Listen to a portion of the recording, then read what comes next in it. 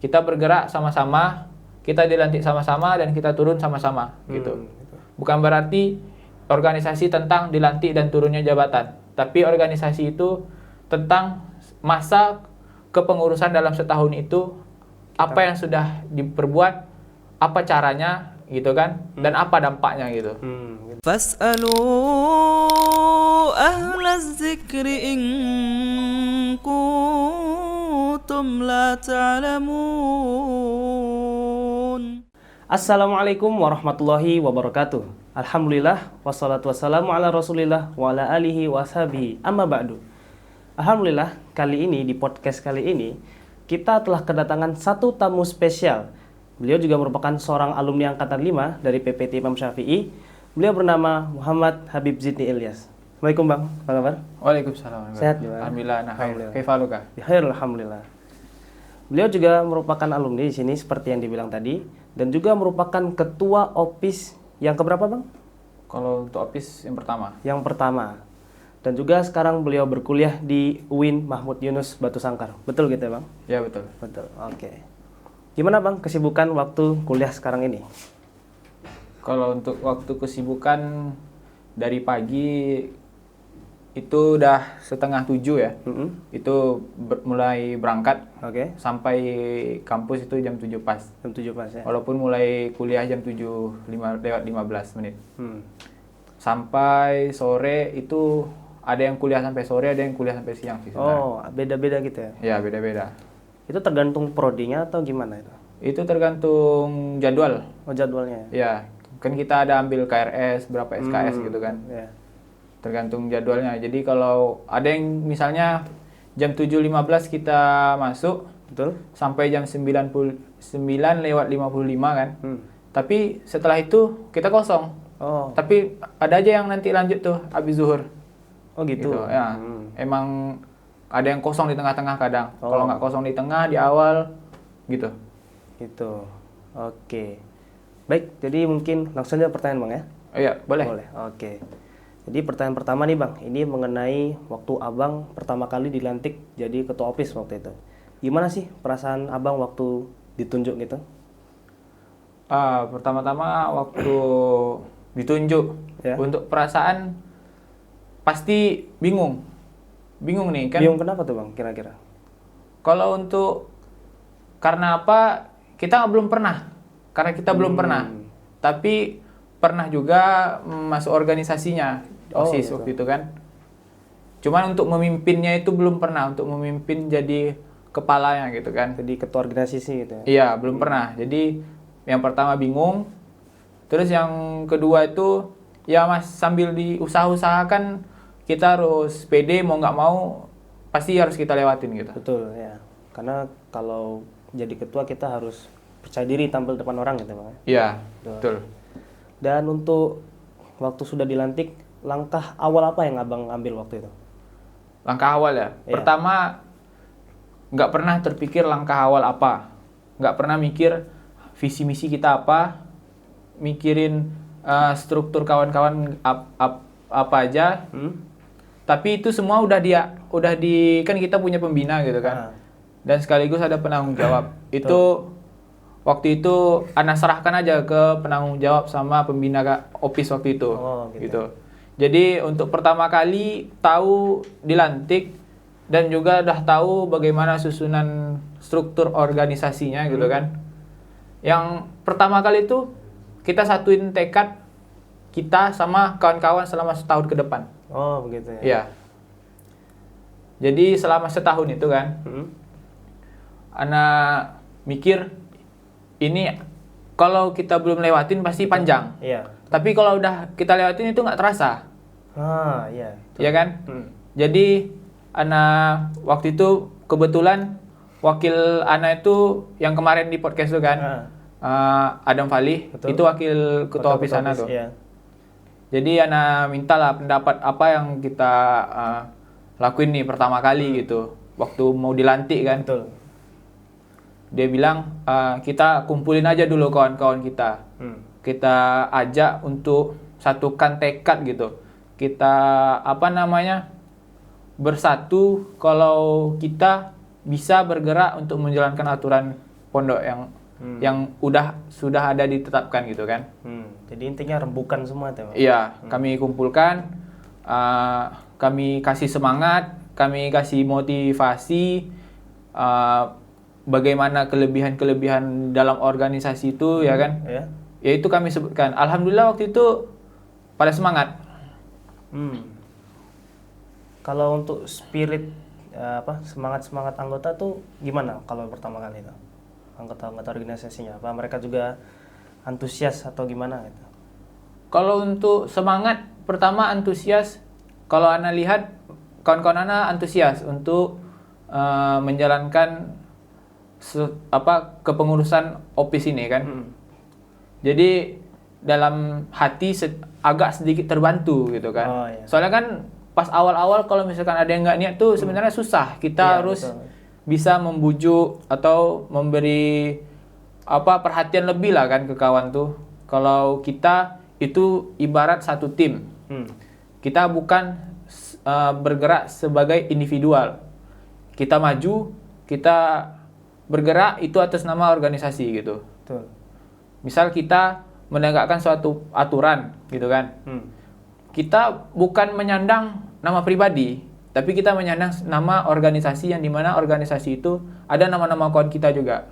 Jadi kita angkat sama-sama gitu. Jadi bergerak sebagai tim gitu ya Bang? Iya. Baik.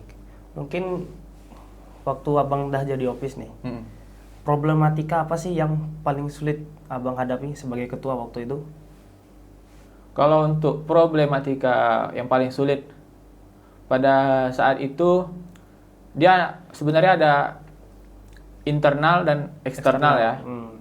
Untuk internal sama yang anak tahu ya, yang anak alamin itu sebenarnya bukan sulit, tapi dia itu kita butuh waktu untuk menyelesaikannya gitu.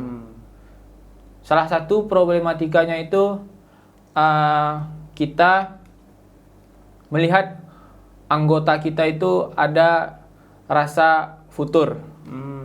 Kita wajar dong kan, namanya kan kawan kan. Mereka udah mulai malas gitu. Sebenarnya itu hal wajar, tapi bukannya kita mewajarkan, kita Kemalasan membiarkan itu ya? kita membiarkan aja gitu. Kita justru memberi dorongan supaya dia merubah gitu. Iya. Jadi waktu itu yang Ana lakuin ya, waktu itu dalam sebulan sekali itu minimal sebenarnya. Itu udah paling minimal. Ana ajak ngumpul di kantor OPIS-nya. Ana tanyakan bagaimana perkembangan, bagaimana apa tantangannya dalam menjalankan aturan ini. Itu gitu kan. Tanya satu-satu, ada yang kisim ibadah, kisim lugoh, kisim amni gitu kan, nazofah. Itu problematika mereka beda-beda gitu kan. Tergantung bidangnya ya. Iya, tergantung bidangnya kan. Ada yang misalkan kayak contoh nazofah gitu. Sebenarnya kita kalau untuk sistem udah tersusun rapi gitu kan. Udah terstruktur gitu ya sistemnya. Iya, udah tersusun rapi, udah terstruktur. Tapi untuk menjalankannya yaitu tengok di lapangan berarti kan. Betul. Kita nggak tahu aja ada problem apa yang bakal Terjadi gitu. yang terjadi gitu. Ya wajar, namanya awal-awal pasti semangat. Ujung-ujungnya, Ada futur satu dua orang gitu. Tapi kita sebagai ketua bahkan kita juga ngerasain futur itu gitu. Betul. Tapi kita bukan berarti kita futur, yang lain nggak boleh.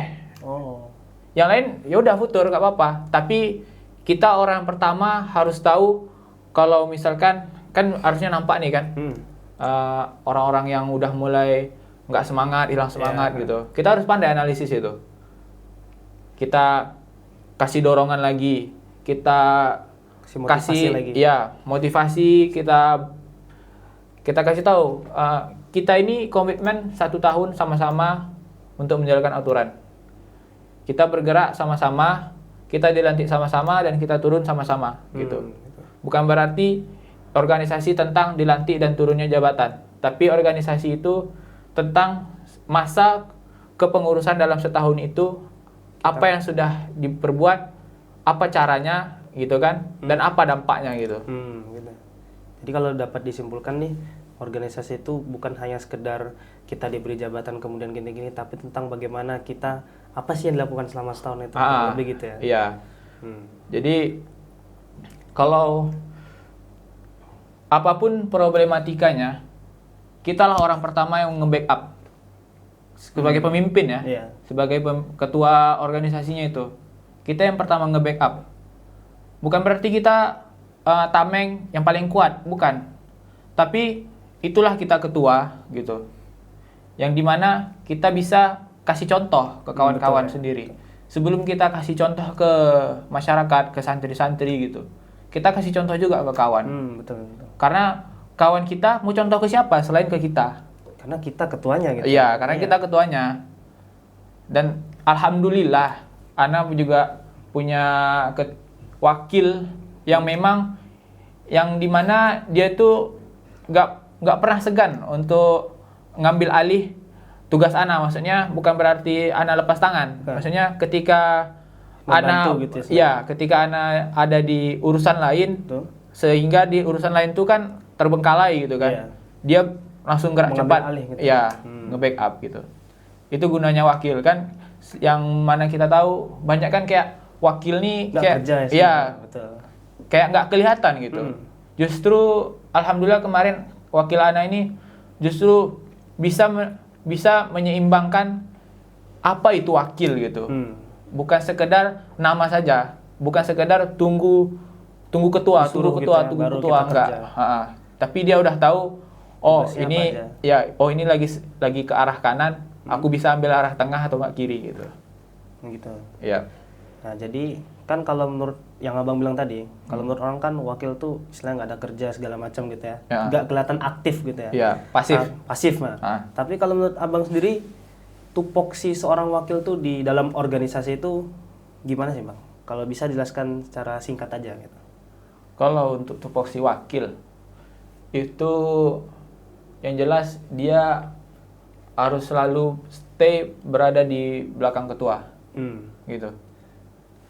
Itu secara singkatnya, karena seorang ketua itu wajar di saat dia banyak urusan, Betul. pasti Membutuhkan wakil ya. ya butuh wakil. Jadi di saat banyak urusan tuh dia tak luput dari kesalahan. Orang pertama yang mengingatkan tuh harus wakil. Betul. Harus wakil. Walaupun anggota lain bukan berarti nggak boleh. Boleh. Tapi mau nggak mau wakil harus peka ke keadaan ketuanya. Iya. Karena paling terdepan itu ya. Iya. Ibaratkan wakil gitu kan. Kalau sudah ada nomor 1 pasti ada nomor 2 Betul, gitu. ya. Jadi itulah sebagai support untuk ketua gitu. Karena ketua pun juga nggak tahu mau kemana gitu. Oke. Jadi saling menguntungkan Iya. gitu. Ini saling melengkapi lah istilahnya. Iya, saling melengkapi gitu. Lain nanti kalau yang kayak yang bagian inti kayak sekretaris bendara tuh itu menyesuaikan aja nanti gitu. Oh iya. Itu kan lain lagi urusannya gitu. Betul. Tinggal koordinasiin aja gitu. Biar selaras gitu. Iya, selaras. Oke. Nah, untuk ketika Abang menjadi pemimpin OPIS, gimana sih Bang? Abang berhadapan dengan dinamika yang terjadi dalam organisasi itu? Untuk menghadapi dinamikanya, yang pertama kita harus berprinsip. Yang dimana prinsip kita harus sesuai sama visi misi yang sudah ditetapkan oleh pondok itu. Organisasi kita seperti kita pengen aturan-aturan yang kita buat, misi-misi yang kita buat supaya terwujudnya visi itu. Itulah makanya kita harus satu visi. Tapi untuk mensukseskan satu visi ini kita memerlukan misi-misi. Memerlukan strategi gitu. Iya. Jadi itu butuh prinsip yang kuat, tekad yang kuat. Enggak sekedar omongan saja gitu kan. Tapi tidak dikerjakan. Nggak dikerjakan, atau memang dikerjakan tapi awal-awal aja gitu. Karena ya jujur kita sebagai manusia wajar kan untuk Rasa malas segala macam. ya rasa malas. Apalagi semangat di awal tuh kita udah dipuji nih. Iya. Muncul rasa-rasa ria. Iya, betul. Ya kan, sum'ah gitu. wajar. Namanya manusia kan nggak Senang dan pujian. iya senang pujian. Jadi pas ada salah dikit langsung udah mulai malas gitu. Jadi selalu ingat gitu kalau kita tuh punya prinsip harus kuat. Apalagi kita laki-laki gitu. Iya. Laki-laki. Dan laki-laki ini memang dituntut untuk memimpin. Minimal memimpin dirinya sendiri kan. Kalau dalam hadis kullukum ra'in ya kan. Iya, betul. Wa kullukum mas'ulin an ra'iyatihi gitu. Setiap kita tuh Ditanya. pemimpin dan juga pasti dimintai pertanggungjawab kita untuk apa kita kepemimpinan kita minimal untuk diri kita. Kita udah manage diri kita kemana, Betul. apakah maksimal, dan kita juga sebagai sampingan termasuk organisasi itu kan. Nah, itu Gitu ya. untuk prinsip itu. Kemudian jangan pernah segan untuk menegur. Dinamika apapun itu, kalau misalkan ada kekurangan, Betul. kita jangan pernah segan untuk menegur. Dia jangan merasa nggak enakan gitu. Iya, menegur. jangan pernah kita merasa enakan. Hmm. Percayalah, waktu kita jadi pemimpin itu, kita akan merasa berjalan di kesendirian.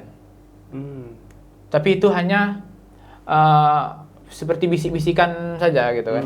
Kayak bisik-bisikin aja.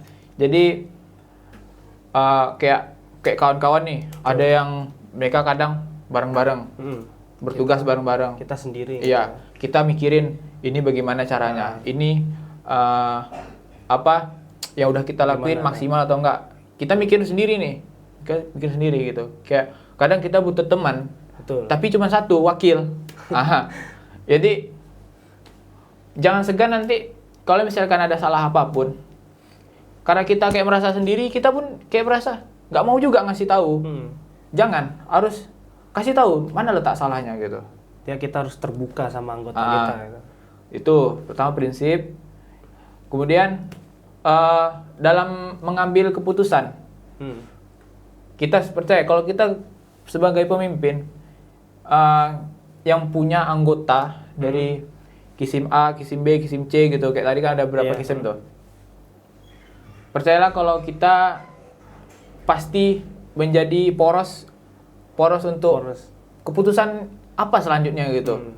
Kita jadi acuannya bagi kita gitu ya. Apa yang kita tetapkan, yang lain harus ikut, isma' wa tuti gitu. Dengarin, patuhi gitu. Karena kalau misalkan nanti ada kalau ada kesulitan gitu kan, ya udah nanti itu tanggung jawab kita. Kita cukup arahkan kawan-kawan kita untuk menjalankannya. Kita kasih semangat. Oh ini tenang aja, kami bisa bertanggung jawab untuk Ya ini. kita mengkoordinir mereka untuk gini gitu. Iya. Betul. Kita kasih contoh yang baik gitu kan. Begini loh caranya gitu. Memang pada hal-hal yang kayak gitu perlu orang yang memimpin itu punya rasanya tuh kayak rasa pedulinya tuh sangat-sangat peduli. Tinggi, Iya.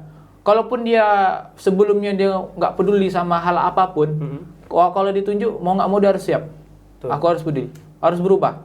Karena kita nggak bisa stuck di Situ-situ aja. ya di situ-situ Kalau aja, kita nyaman. Iya. Di comfort zone ya namanya. Iya. Kalau kita nggak berubah nanti nggak ya gitu-gitu aja istilahnya. Iya. Jadi itu. Kemudian setelah abang lulus dari pondok, Anda dengar-dengar abang juga ngabdi selama setahun di sini, betul itu bang? Iya betul. Itu lika-likunya kayak mana sih bang? Kalau bisa diceritain gitu, kalau abang bisa mengambil keputusan buat ngabdi di sini. Untuk itu pasti orang punya keinginan ya. Kalau apalagi kita di PPIT Imam Syafi'i ini, kita udah diarahkan tamat pondok itu kita udah diarahkan. Tujuan utama kita apa? Madinah. Kedua apa? Opsional Timur Tengah. Itu kan? Itu ya. Kemudian Lipia. Anak itu aja, dua itu aja itu. Habis tamat intinya antara dua itu. Anak Madinah daftar atau Lipia? daftar. Qadarullah emang bukan takdir ana untuk dapat di sana gitu kan. Ana memilih untuk ngabdi gitu. Ya, kebetulan ana juga pernah menjadi ketua organisasi OPIS ini dan ana juga mengabdi sekaligus kayak ingin salah satunya kayak kita tuh bagaimana kita posisi kita tuh sebagai pembina atau penanggung jawabnya. Kan kita udah sebagai penggerak gini kan. Tapi kita sekarang sebagai pemantaunya lagi. Kayak mana sih kita kayak dulu tuh gimana? Kalau misalkan nggak relevan sama apa yang kita kerjakan dulu untuk sekarang, itu bisa kita evaluasi gitu kan. Tapi kalau misalkan masih worth it apa yang kita kerjain kemarin, bisa kita arahkannya kayak kemarin kita ulang-ulang lagi. Jadi kita sebagai peninjau mereka gitu. Iya. Itu sih. Ya salah satunya kita ngabdi bukan sekedar cuman balik lagi ke pondok tanpa ada tujuan apapun Tujuan gitu yang kan. jelas gitu. Kita juga punya Visinya. ya goalsnya apa gitu kan. Betul. Yang waktu abang rasakan waktu ngabdi di sini tuh bagaimana gitu? Untuk rasain mengabdi pertama biasa aja. Karena kan udah 6 tahun di pondok tuh kan. Terbiasa kan? Ya, jadi untuk balik ngabdi itu biasa aja. Cuman yang kita harus siapnya itu kita menghadapi wali santrinya gitu. Menghadapi wali santri dan juga kita bukan sekedar berkomunikasi sesama santri aja lagi nih. Tapi dengan orang tua juga. Ke orang tua, asatidz kita komunikasi harus jalan. Betul. Semiskom apapun jelasin lagi. Kita harus menjelaskannya gitu.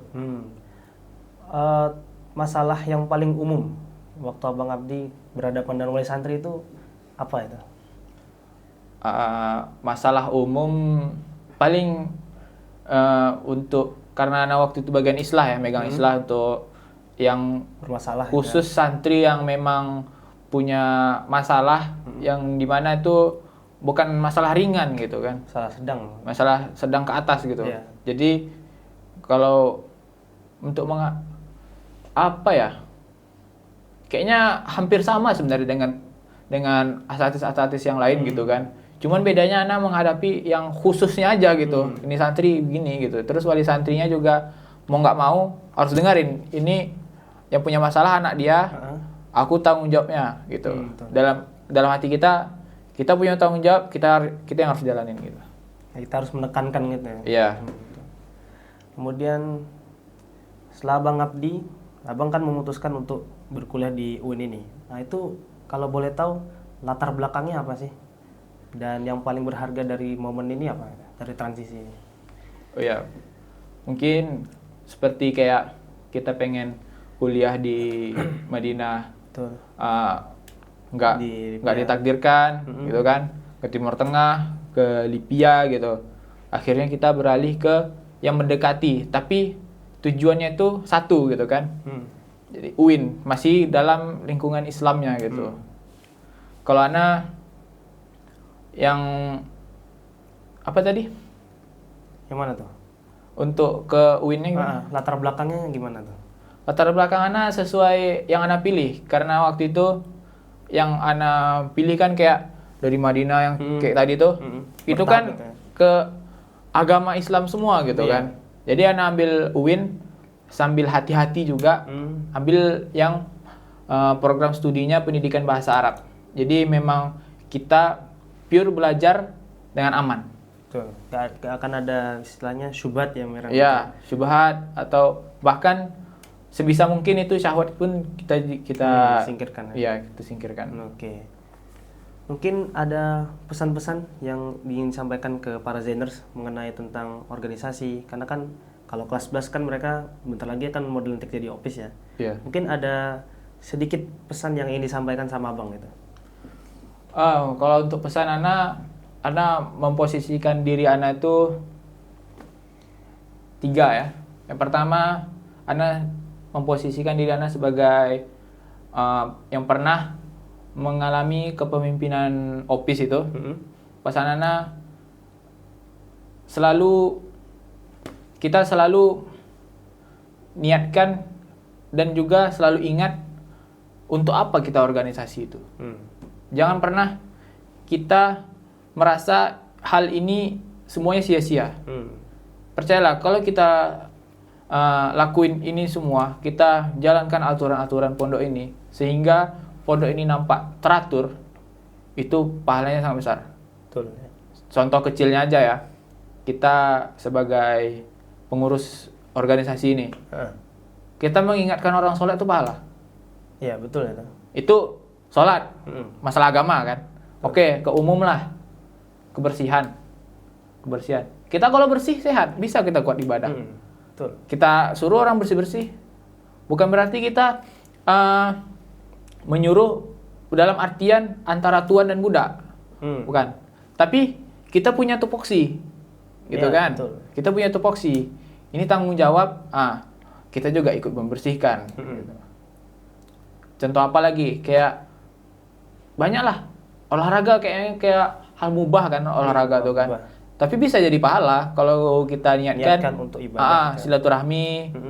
Kita kan boleh kan berlomba-lomba dalam kebaikan gitu Iya. kan. Orang banyak kalau dalam olahraga ini pasti poin utamanya itu apa? Menang. Kompetisi. Iya, menang, kompetisi. Jadi kalau kita kompetisi sehat, dapat pahala, insya Allah, ya kan? Gitu. Orang olahraga badan sehat, kuat juga kita ibadah. Iya. Betul itu. Itu sebagai ana ingatkan kepada rekan-rekan, kawan-kawan atau adik-adik ana yang ingin menjabat sebagai OPIS gitu, apapun jabatannya, ingat bahwa semua yang kalian lakukan nanti itu nggak ada yang sia-sia, gitu, nggak ada yang sia-sia. Selalu semangat. Apapun itu, kapan tibanya futur, ingat lagi, harus semangat. Kemudian yang kedua, ana ingatkan kepada secara umum ya, santri, baik santri PPIT maupun santri, intinya sebagai santri, kita sebagai thalibul ilmi, jangan pernah kita lupakan Al-Quran. Itu aja. Karena kalau ana ngerasain nih, ana kalau mau jadi santri, ana pengen tekunin satu, Al-Quran. Bukan sekedar ngapal, tapi kita Memahami. memahami. Karena di Al-Quran ada kandungan tauhidnya, ya kan, ada fikihnya dan lain-lain gitu kan. Itu ana jujur, kalau ana pengen santri, balik lagi ke santri gitu, pengen ada halakoh menghafal. Jadi kita ada rutinitas bersama Al-Quran gitu. Ya. Untuk ana sebagai mahasiswa, seperti yang Nabi bilang lah, ittaqillah haitsuma kunta gitu. Jadi bertakwalah kamu dimanapun kalian berada. Oke. Mungkin sekian dari podcast kali ini. Kita dapat mengambil banyak pelajaran sekali dari pengalaman kepemimpinan beliau. Betul ya Bang ya? Yep. Mengambil pengalaman dan juga ini tentunya akan bermanfaat bagi kita. So bagi kita ini penting sekali. Dan tak lupa juga saya ucapkan terima kasih banyak kepada seluruh para audiens yang senantiasa menonton podcast kami. Dan tak lupa juga ucapkan terima kasih kepada narasumber kita ini. Makasih banyak Bang ya. Afwan. Ya. Syukran, barakallahu fiik. Mungkin sekian aja. Dan jangan lupa untuk stay tune di episode selanjutnya. Saya ucapkan terima kasih. Assalamualaikum warahmatullahi wabarakatuh.